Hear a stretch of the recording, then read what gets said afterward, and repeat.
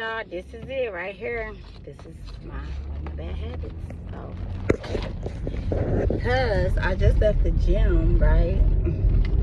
That's crazy. That's a shame, but that's exactly what I'm talking about we need to change. I know they're not good for me. I haven't been eating them, but they look tempting. Sitting up there on the shelf.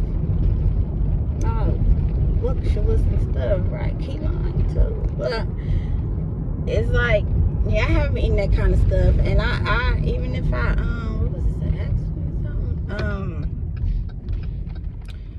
I might just eat one, but I think that's still too much for me. But it just goes to show, you know, that's my confession, that's my truth, and it's just like those passing thoughts that we have, that how we develop these systemized addictions. First, you know, like I said, the passing thought, which catches off guard, because it caught me off guard. I wasn't going to the store for that. I was going to the store to get some pull-ups for my baby, right? And then goodness, go! What the? So I gotta be good, right? We had them passing thoughts, and then we have those settling thoughts. We had a settling thoughts, and when we had a settling thought, like I said, the passing thought catches us off guard. The settling thought is when we start to entertain it, and I'm talking about bad habits. We start to entertain it, and then what comes next is our intentions to do it.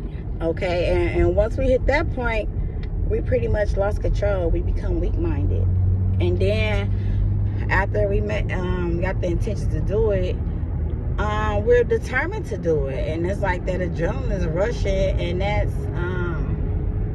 ain't good. That ain't good. We determined to do it, so we pretty much cut off all the thoughts. You know, the thoughts that tell us that ain't right, don't do it. You know, don't go against the grain. You know, you shouldn't be doing it. We cut them off in our mind. We push them back in our subconscious or whatever, our mind, and then, you know, we do it. We take action. It surfaces. And that's exactly what I just did, buying these cupcakes. I literally just left the gym and was on my way to get my kids from daycare. And I remember they said my son needs some pull-ups. And I ran in the store to get him some pull-ups. But here I am with this box of Hostess key lime cupcakes. And I'm dang on, well, I don't eat these and I don't need them. And I did it not only because I don't need to eat them, but it's a waste of money. I don't have to be wasted. Like, it's crazy. So we all got some things we need to change. So yeah, gotta make better decisions, but it's all part of our thought process. So I was feeling happy today. Maybe it's that emotional eating the sun, because the sun was shining and I was just feeling good, positive. I wasn't thinking about that, getting some healthy stuff for dinner. But I still had a chance to not eat them though, right? Even though I wasted my money, I did. Because I don't want my kids eating them either, right? But I just want to taste it at least. Fighting temptations is a mug. Anyway, I was just revealing one of my truths.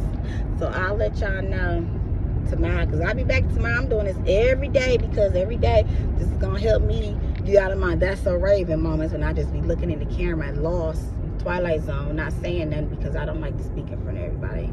Like, look at this story, right? So when I was in college, we had to write a paper. It was a public speaking class, something like that, and we had to get up and present our paper in front of the class. So me, not really knowing this about myself, because this is my first semester in college, I didn't know, because I've won awards for writing poems, and I've been in spelling bee, and I've done stuff throughout my, you know, my childhood through to high school, which I didn't get too far in high school, but I still made it out of there on time. So anyway,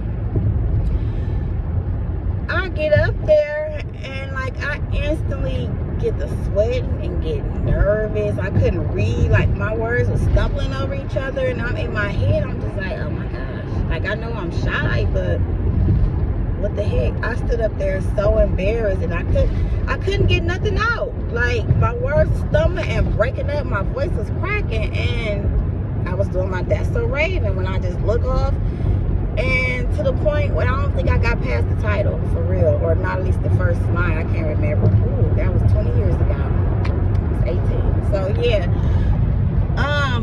my professor told me, Miss Brand, it's okay. You can have a seat. And I was so humiliated and ashamed. Oh, and I cried. I didn't tell y'all that. Tears rolled down my face. Like, I didn't boo all that, but I actually stood there, and when the tears rolled down my face, that's when the professor said, Miss Bryant, it's okay. You can have a seat.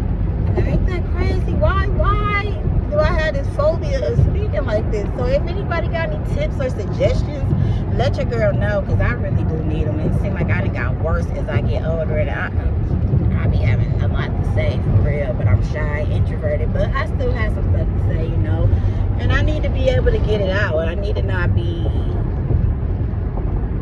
taking all day, and so yeah, I just gotta work on that within me.